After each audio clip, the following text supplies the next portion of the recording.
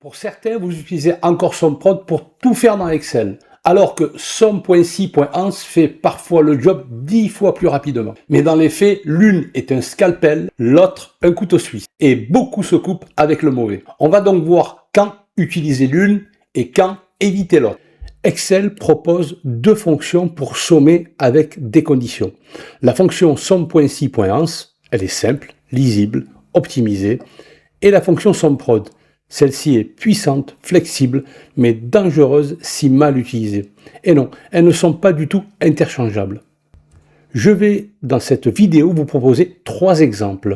Et vous allez voir que la fonction SOM.si.ans devient inutilisable dans un certain contexte. Allez, on y va.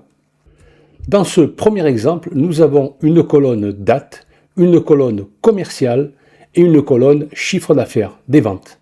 Ce que je souhaite, c'est avoir le total des ventes de toute l'année 2025 pour, par exemple, le commercial Annie. Nous allons utiliser pour cela, dans un premier temps, la fonction SOM.si.ans. Pour cela, je vais me positionner dans la cellule F3 et je vais commencer à taper la fonction SOM.si.ans. Elle est ici. Alors, Excel me demande la plage de somme. La plage de somme, ça va être bien sûr, vous l'aurez compris, tous les CA. Point virgule. La plage critère 1, je vais prendre par exemple les commerciaux. Et le critère de cette plage, ça va être, comme je l'ai dit, Annie. Alors bien sûr, j'aurais pu mettre en place une liste déroulante pour tous les commerciaux, mais là, je vais à l'essentiel. Donc je vais taper Annie. J'ai un deuxième critère, ça va être les dates. Alors, je vais pour l'exemple, par exemple, dire à Excel, donc, au préalable, je vais d'abord sélectionner les dates qui se trouvent dans la colonne B, point virgule, et à présent, je vais mettre en place une condition pour ces dates. Ce que je souhaiterais, c'est que les dates, je vais les mettre entre guillemets, je veux qu'elles soient supérieures au 3 janvier 2025, je ferme les guillemets, et à présent, je souhaite avoir un autre critère, toujours selon les dates. Donc, je vais sélectionner de nouveau ces dates, point virgule, et entre guillemets, je vais lui dire que ces dates doivent être inférieures ou égales au 17 janvier 2025. Je ferme les guillemets et je ferme la fonction et je fais entrer. Excel me donne 13 298 €. Je vais mettre en forme.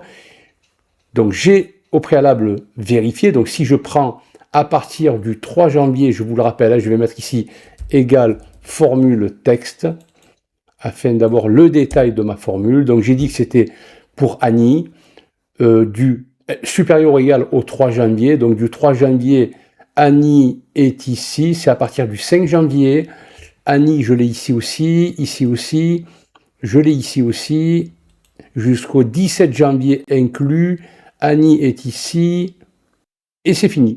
Donc là, si je vais dans ma barre d'état, j'ai bien 13 298 €. Donc nous allons faire la même chose avec la fonction SOMPROD.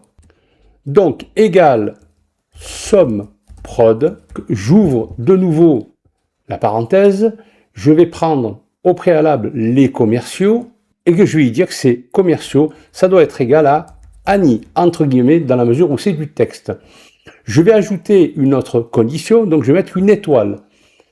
Alors, je vais prendre à présent les CA, je veux qu'il me somme les CA par rapport à Annie, mais je vais tout de même ajouter une autre contrainte.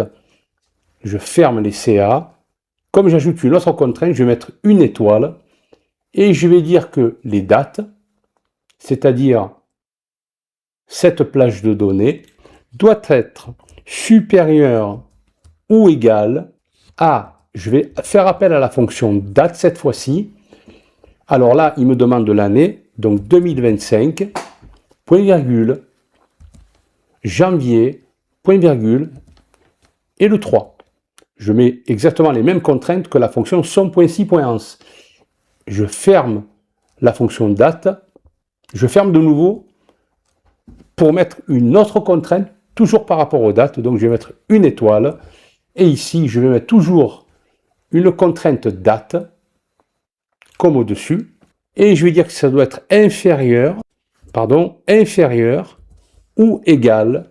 Toujours, je fais appel à la fonction date, année 2025, point virgule, janvier, c'est-à-dire 1, et le 17. Je ferme 3 fois, fonction date, fonction SOMPROD, 3 fois. Je fais entrer et je trouve le même montant. Alors vous aurez compris que dans cet exemple, je pouvais aussi bien utiliser la fonction somme.si.ans, et je vais mettre formule texte, ainsi que la fonction SOMPROD. Mais ce n'est pas toujours le cas.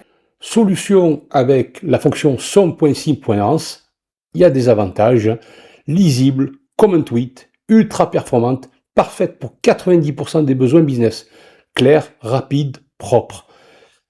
Avec la fonction SOMPROD, il y a quand même un certain désavantage à l'utiliser dans cet exemple.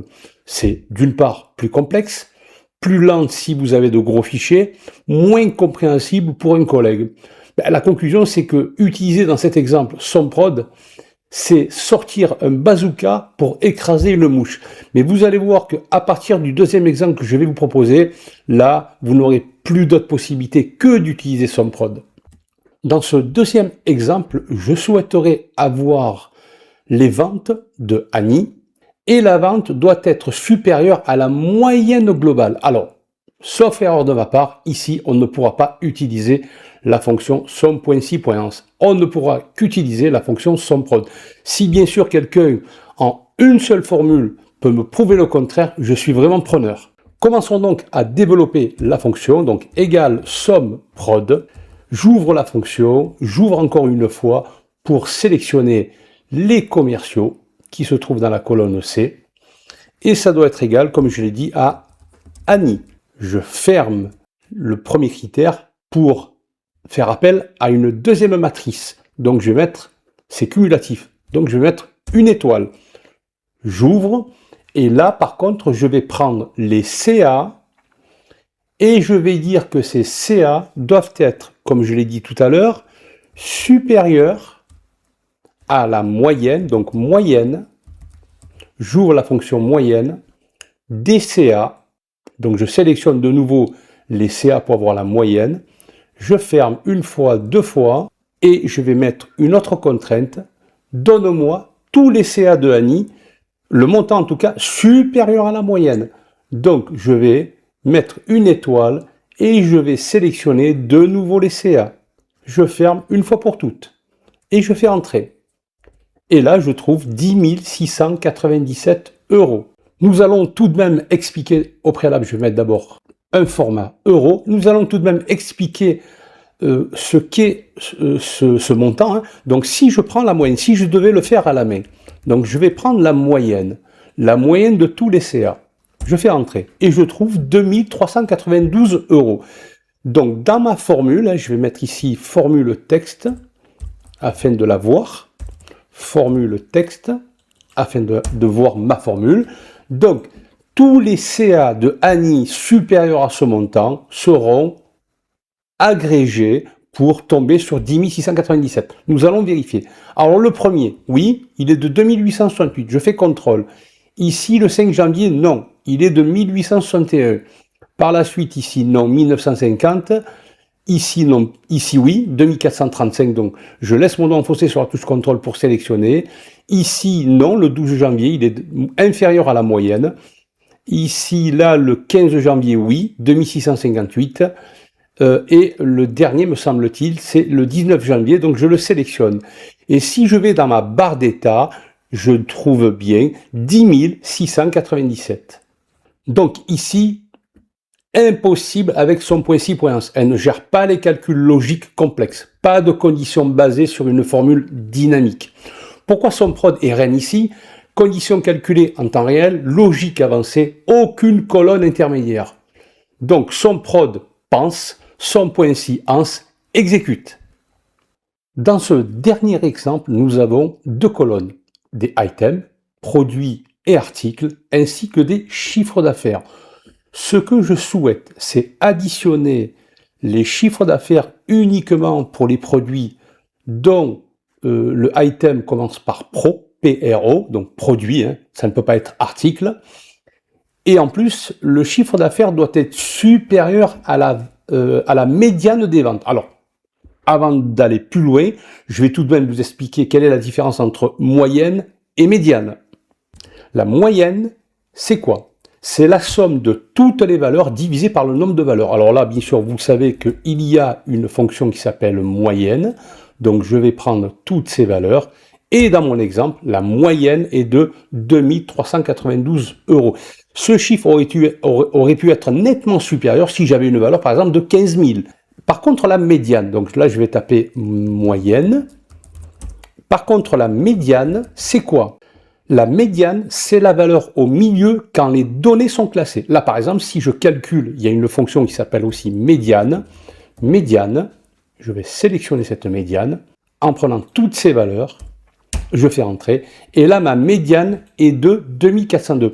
On peut dire que cette médiane, c'est la valeur qui est au milieu.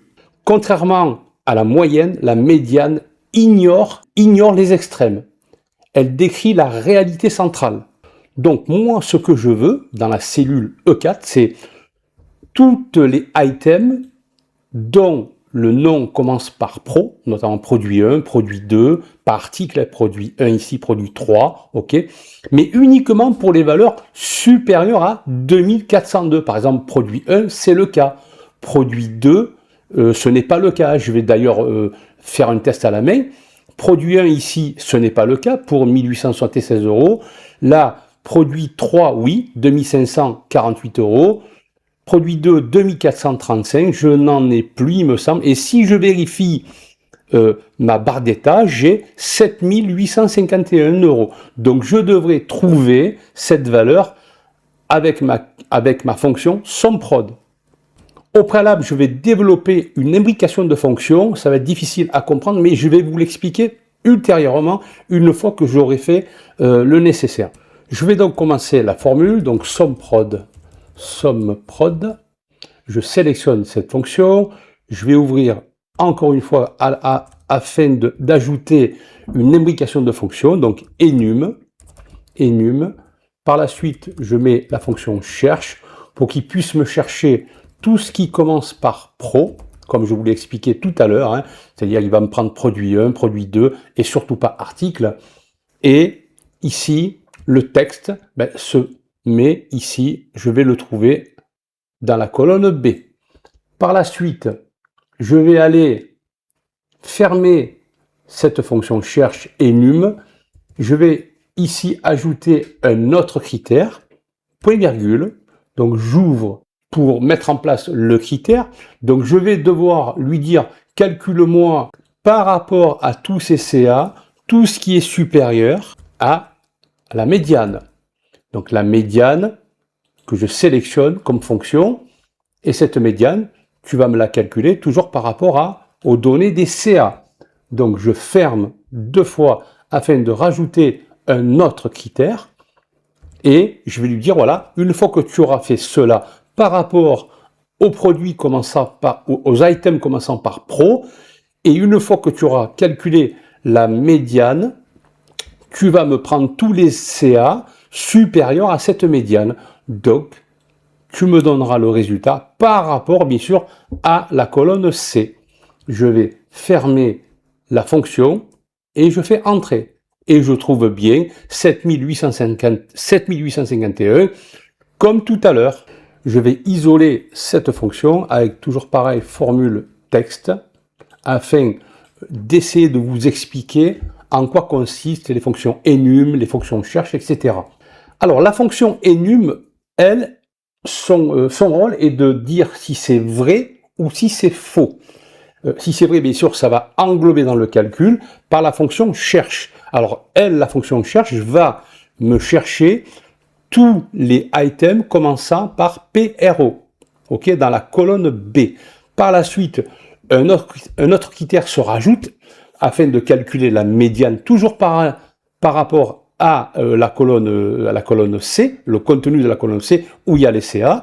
Donc, par rapport à ce calcul de la médiane, il va me prendre toutes les valeurs supérieures à cette médiane, et bien sûr, il va me donner le résultat.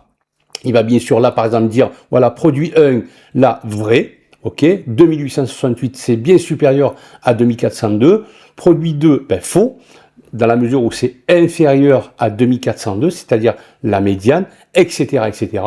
Une fois qu'il aura fait ces vérifications, il m'additionnera le tout et il me le mettra, bien sûr, comme vous l'aurez compris, dans la colonne EA. Donc là, toutes les valeurs commençant par PRO dont leur valeur est supérieure à 2402, c'est-à-dire la médiane, il va me les ajouter. Tu l'auras compris, maîtriser Excel, ce n'est pas uniquement connaître toutes les fonctions. C'est savoir laquelle utiliser au bon moment. En tout cas, si cette vidéo t'a plu, n'hésite pas à liker, n'hésite pas à t'abonner. Moi, je te donne rendez-vous dans une prochaine vidéo et je te dis à bientôt.